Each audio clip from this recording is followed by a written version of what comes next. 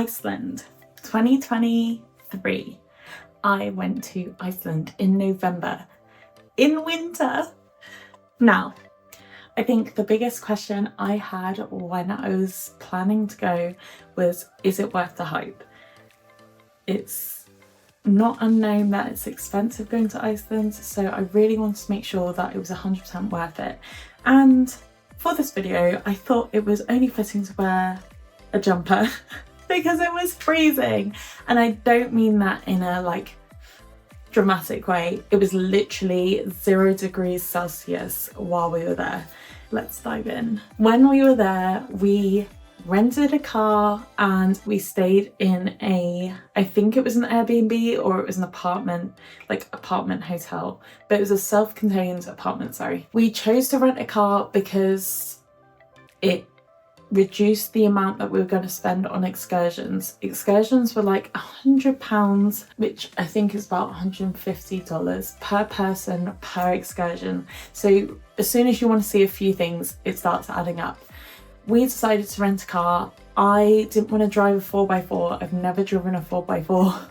So I got a little saloon car. I think that's what it's called. It was a very small car with winter tyres on to make sure that it actually was safe. And we booked an apartment that was self-contained, so it had a little kitchenette area, which I specifically wanted because I knew it was going to be expensive to eat out. I went with my boyfriend and he had always wanted to go to Iceland too, so it was very much a holiday for him as well.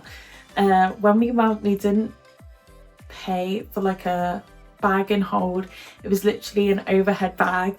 So when we were packing, I'm not gonna lie, I ended up wearing more or less all my clothes at once each day. Obviously clean base layers, but essentially all the other layers were the same each day. It was not a fashion statement, let's just say that. It was purely for warmth. So we flew there and I think it was only 3-4 days that we were there. It was actually during the time that they thought there was going to be massive volcanic eruption, just because I'm not going to butcher the name and I can't remember the exact name of the town, but there were giant cracks in the ground to the point that a town had to be evacuated. We had booked way in advance, so when we flew we weren't sure that the flight was going to get cancelled, but it wasn't. We got to go and there was no volcanic eruption while we were there, even though there were loads of warnings. And we had a scare when we were walking around Reykjavik in town and it literally said 30 minutes until the eruption. We're like, okay, maybe we'll go get a sandwich. But it was an amazing trip nonetheless. Now, there are some places that we didn't get a chance to go to. Again, we were only there for 3 days, so it was very limited, the amount that we could see. We have talked about going again, but like I said, it's quite expensive and choosing the time of year can be quite hard.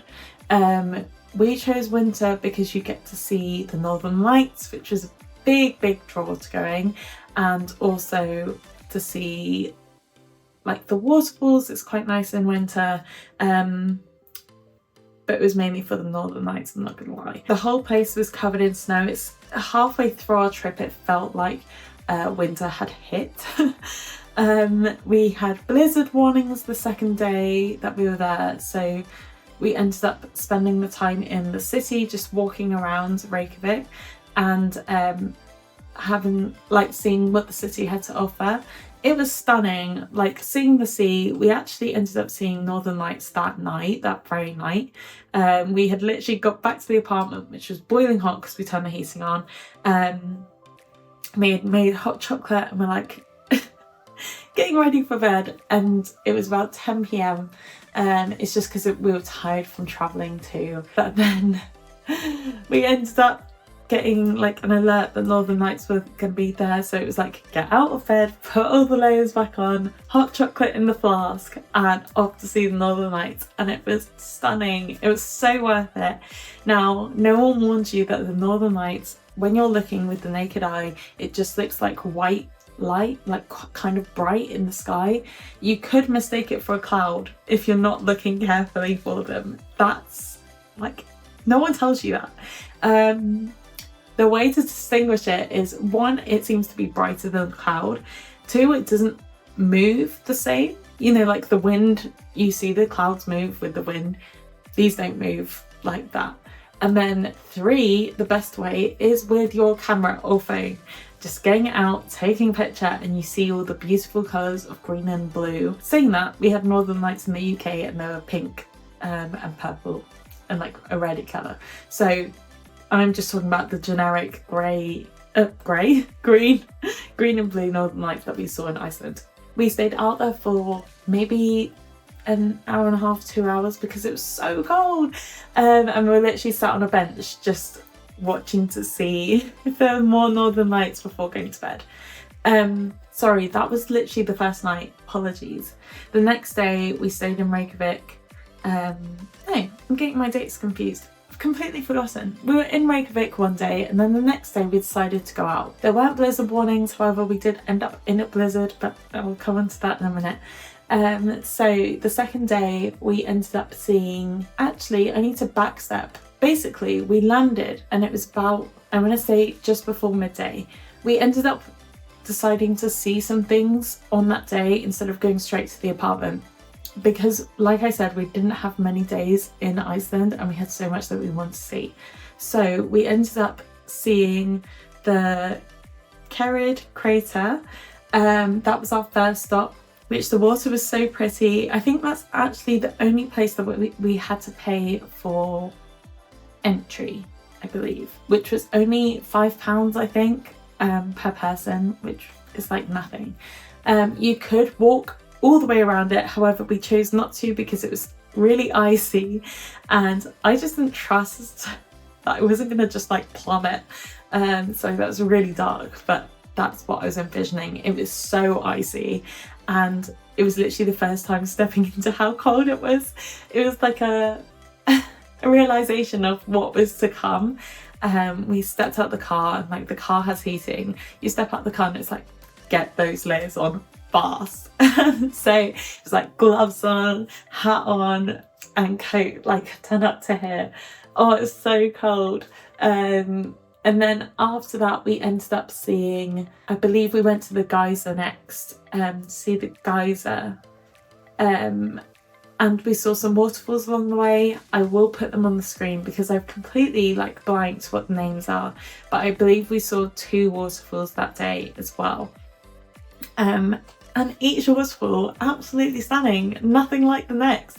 It was amazing. I highly recommend making sure that if you are driving when you're in Iceland, looking what's on the route, because we did that. I thankfully had my partner with me, so he was looking on the map as we're driving and being able to spot things to stop off as we go along, because things can be kind of a distance away from each other and there's so much that you miss out on if you don't stop on the way.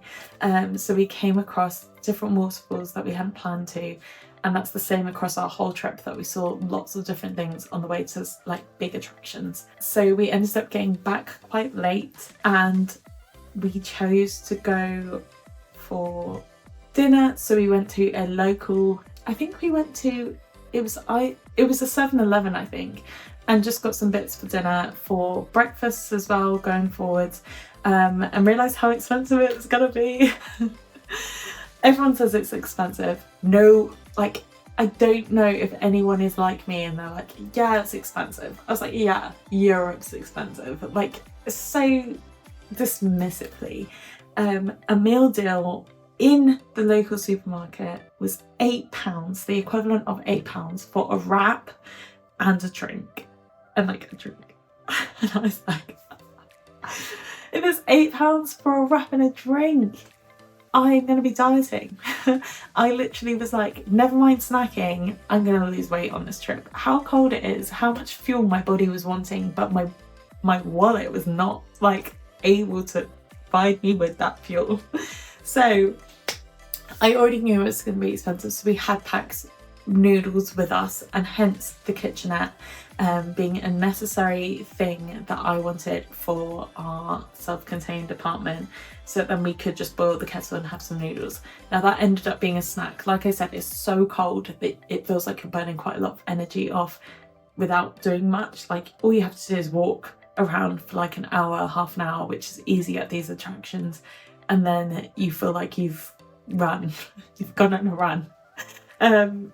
So I definitely recommend bringing packet noodles, or, you know, whatever dried things that you can pack in your suitcase, just to take the edge off instead of having to like try and buy all this stuff at supermarkets. Another thing that I brought with me was like, I think we had stuff at the apartment, so we had coffee and stuff, so we brought our flasks, which definitely recommend. It's so nice having a hot drink, like as you're walking around, as you're getting colder, being able to sip on a drink that stays hot as well.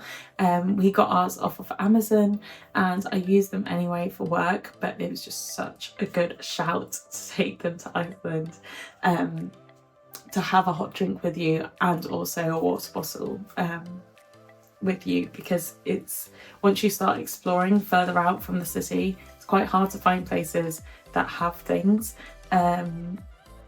Like petrol stops are really good, but you don't know when you're going to get the next one. So having a water bottle and a flask is necessary. We saw so many places. We didn't get to go to the Black Sand Beach, and we didn't get to go to Blue Lagoon because Blue Lagoon was shut due to the eruption, but we did get to go to Sky Lagoon. Amazing! Highly recommend going. It was just lovely. We ended up going to Sky Lagoon on our last day because the flight was quite late in the evening on the way back, and it was incredible. It felt like such a spa treatment, and still seeing the stunning views of Iceland. Yeah, highly recommend. Now, in terms of driving in a blizzard, so this was the second day that we were there, so not counting the day we landed. Then we were in Reykjavik, and then it was the second day, third, whatever, that we decided to venture out, and we had waterfalls that we wanted to see, as well as, actually I think it was only like the big waterfalls we wanted to see. I think we were going to see a natural reserve as well, and we decided not to in the end, and then ended up somehow driving through it on the way back. But when we were driving, it was so peaceful. The drive, absolutely stunning. I've never wanted to drive somewhere else, like somewhere, I've never driven somewhere so beautiful before. There were mountainsides, cliff sides, like it was all covered in snow, but the ground, like the road has been salted to the max because they're so like aware of everything going on. It was just beautiful. Driving up and down mountains, like it was so peaceful. The drive back, not so much. So because we were there in winter, it meant that the sun was up from 10 a.m. to 4 p.m, which meant any time before 10 that we left, it was pitch black. In the city, there's lots of street lights. Outside of the city, nothing. Like, nothing. Like, I can't express this enough. Nothing. So when you're driving, they have these like bollard things on some of the roads, and some of them they don't. So trying to make sure that you don't drive off a cliff is fun. Fun looking back. You can probably see the fear in my face reminiscing, but the way back, so we purposefully left, I think it was 4 and it was still light, but it was going to be over an hour to get back. So we ended up leaving a waterfall, and it was so windy. So we were going to go see the Black Sand Beach, but actually it was so windy. It was 60-mile-per-hour wind. I can't remember the name of the waterfall. It's the very big famous one, and you can walk up the side of it. Now at each of the sightseeing places there tend to be signs that say like, do whatever at your own risk. There's no one there manning it. It's just a case of using common sense. Now, we walked to the top and I had a small panic attack. It was so windy, I honestly felt like I was gonna get blown away. I locked my arms into the fence and I didn't even want to look down at the waterfall, you know, like taking pictures, because it just wasn't worth my life. It was so scary, it's so windy, and clinging on to everything when you suddenly realise how high you are. Like walking down, I was clung to my partner and I was clung to the fence, and there was only a fence on one side, so people were walking up while you're walking down, and like me having to let go, I would like cling on to something else because I was like, not today, not today. Getting in the car and the car going like this while you're like parked because of the wind. We slowly realised that it wasn't going to get any better, so we were like, let's just head back. Driving, I mean, it started off okay, like literally to the point that it started snowing and like sleeting, and it was dark, and it started off literally to the point that we filmed part of it because we're like, oh gosh, this is intense, and like not laughing it off, but I was like, oh, my dad's going to be so proud that I drove through this. To about 5 minutes after filming that, it got bad. Like I said, it was pitch black. We were on the top of a like hill, mountain, whatever you want to call it. Like it felt like a mountain, and because there's nothing on the side, it was a motorway, so because there's nothing on the side of the road, it means I had already driven up on the way and known that there's not much of an edge before it's just like rocks and whatever. So it wouldn't take a lot to just roll. So I was trying to go slow, but there's only so slow you can go when the wind is that strong. So I was kind of steering, imagine you're on the right side of the road. I was steering towards the other side of the road because the wind was pushing me off towards the edge. The one benefit of a small car is there's not much surface area for the wind that's coming this way. So I probably wouldn't have been pushed as much as I would have in a 4x4, but it was the scariest thing that I've ever done. We were driving in that for an hour. I'm here to tell the tale, but yeah, that is the downside to driving in Iceland in the winter, because there were people that were just like overtaking me like it was nothing, and they were clearly locals. We even went on an excursion that evening. We got back, showered, ate, and it turned out that, so we were going on an excursion to see the Northern Lights, like out in the like darkness, because it's more likely to see them. Now I thought it was going to get cancelled because of the blizzard. It didn't. They were absolutely fine. Like they just drove through it, they whizzed through it. If anything, it was still blizzard weather. Staring outside, I was a bit traumatized. We had already agreed that I wouldn't be driving when it was dark. So when 4 hit each day, we were heading back in the morning. Not as bad, we would leave at like 9 earliest to make sure I wasn't driving in the dark too long. On the way back, we actually, I'm going to go to a lighter topic. We discovered a shopping, like a grocery place called Bonus.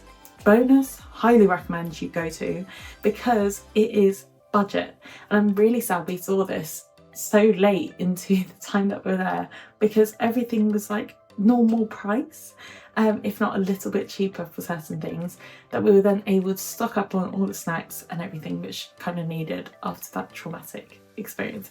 But it was amazing, and I've watched lots of different videos talking about Iceland, and it's one tip that I definitely recommend. I also recommend, if you're hiring a car, winter tyres, 100%, and also a smaller car.